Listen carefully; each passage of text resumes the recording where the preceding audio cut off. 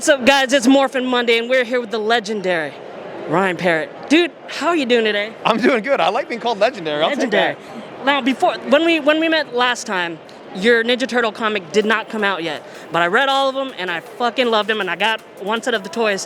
What's it feel like seeing your creation kind of come to fruition in like toys and the love for it? Oh, I mean, you have. I don't have them yet. I'm waiting. Like that's the culmination of everything. It's all downhill from there. Like, how are you not on top of the list of where they're shipping it out? I don't know. You ask. You find out for me. I'll know.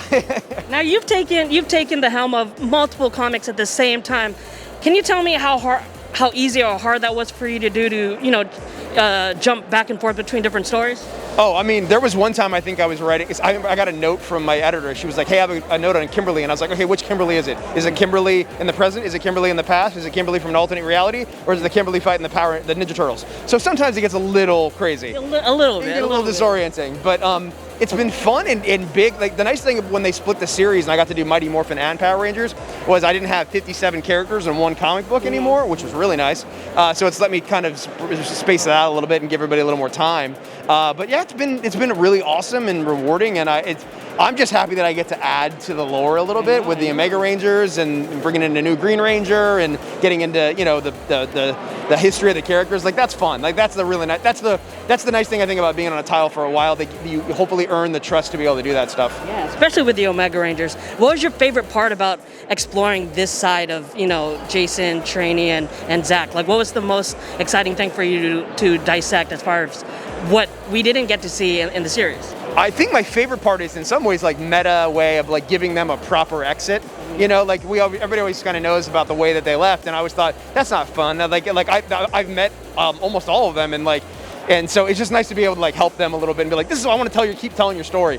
The other thing that's really nice is once we do that story, it's not like lined up with the TV show anymore, so I can go anywhere and they can meet anyone. And so that part has been really cool because they got to interact with Astronema and Ecliptor, and you guys start doing stuff that's like a little fan, like not like I don't want to say fan service, that's not the right word, but like this idea of like things you always wanted to see happen.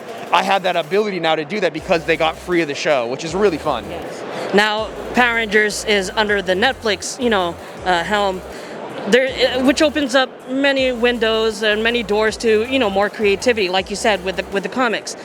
Could you see them doing very well with an animation show? Oh, I think an animation show would be absolutely awesome. I mean, Voltron's already proven that. Like, it's just somebody will do it, and when they do it, it'll be perfect. It's the perfect story in the perfect genre, the perfect medium. That they should do it. I hope they do it at some point. If they ever asked me to be involved, I would do it in a minute. So you would love to be writer of the series? I would love to. If they give me a call, they got my number. As far as like Boom Studios and your creative control of the stuff that you've worked on, how much creative control did they give you, and were there some restrictions that you had going into it that you had to kind of find ways around? For the comic series, right? Yeah. I've never really had any. I don't want my voice went so high there. I never really had any. Did it again. I've never had any. That's much better. Really, they've never said no to anything. Really, I think they have questions. Like if you pitch something. Like there's a big reveal in the current run. I don't want to spoil it too much, but there's a big character reveal in the current run I'm doing, which is something that's people have been waiting for in the show for years, right? And I pitched it to them, and they were like, "Okay, that's fine. If you want to do that, that's cool. But you just have to tell us why and what it means and how if it's a good story, they're on board for it." So I've never had any real like you can't do this. This is off limits stuff. They pretty much let me do what I want to do. They just want to make sure that their goal is to make sure to keep the brand strong, make sure that everything's done with the right intentions and that honors the fans and also honors the legacy of the show. That's awesome. Now, with your comics, especially with the Omega Rangers, you've had a little bit of creative control over Kyle Higgins' character Draken. Were there conversations going on between you two that things that he said, "Oh, please understand this character, and here's how I kind of want his arc to go"? Is it things like that? This is the best question I've ever gotten in my entire life. I love it. Yes, he knew I was doing it. I told him I was going to do it, but what I told him was, I said, "This is not going to be your Draken. This is going to be my Draken." And I just meant it's not going to be at all the way that I want to break him down. I don't want him to be the sort of intergalactic warlord that you created. I want to be him somebody who's been beaten down, who's lost everything, who's lost out there, and in some ways has to sort of find, and is sort of being dragged around by the people he hates the most in the world. And I was like, that's going to be a very different version. And I think once I told him I wanted to do that, he was 100% on board. Now, were there any, for Draken, were there any other characters in other universes or any franchises that you kind of built off of, or you felt like he connected a lot to? When I'm reading the comics, I'm seeing a lot of Ben Solo in him, or a little bit of Loki in him. Is there any inspiration from people like 100%. that? I mean, Loki's one of my favorite characters. I'm just a huge fan of a character that gets to sit, like, anytime you can put your villain with your hero and they just get to be there and torment them and just talk trash, that's fun. I mean, that's what we do. That's why everybody loves those types of characters. I mean, Loki, even when he's like doing the right thing, is a bad guy. And I wanted the Draken to do this thing. I didn't want this story to be about redemption for him.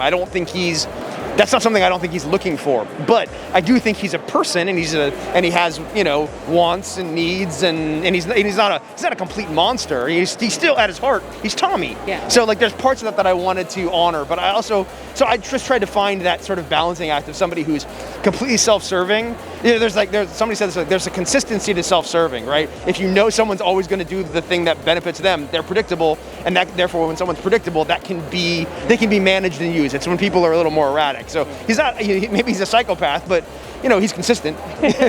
Now, as far as the characters you're in control of now, is there anybody that you haven't touched yet that you kind of want to expand or give an interesting arc to? It's not so much bringing. Yes, there is one character. I will not tell you who that character is, unfortunately. There is one character that I very, very much want to bring into the series with Power Rangers that I'm gonna do that with, and I have kind of a fun story that I want to take with them. I can't even Interesting. give you the, yeah. So like that, I do have that character. It's a fan favorite, so that'll be fun. And that's the nice thing about the Omega Rangers, is I can get to do that now. So that's awesome, man. Now, this is not Power Ranger related. Who's going to the Super Bowl this year? Oh, hopefully the Rams right now. Let's see. Yeah. My team got blasted out. My team didn't make the playoffs, so yeah. Well, thank you so much for your time, sir, and I love everything that you're doing here. Like I said, I'm first and foremost a huge Ninja Turtle fan, so having both of these cross, you know, with the Ninja Turtles and Power Rangers, it was like a dream come true to me. So I'm glad I didn't disappoint you. That's all I cared about. Thank you so much. Thank you, man.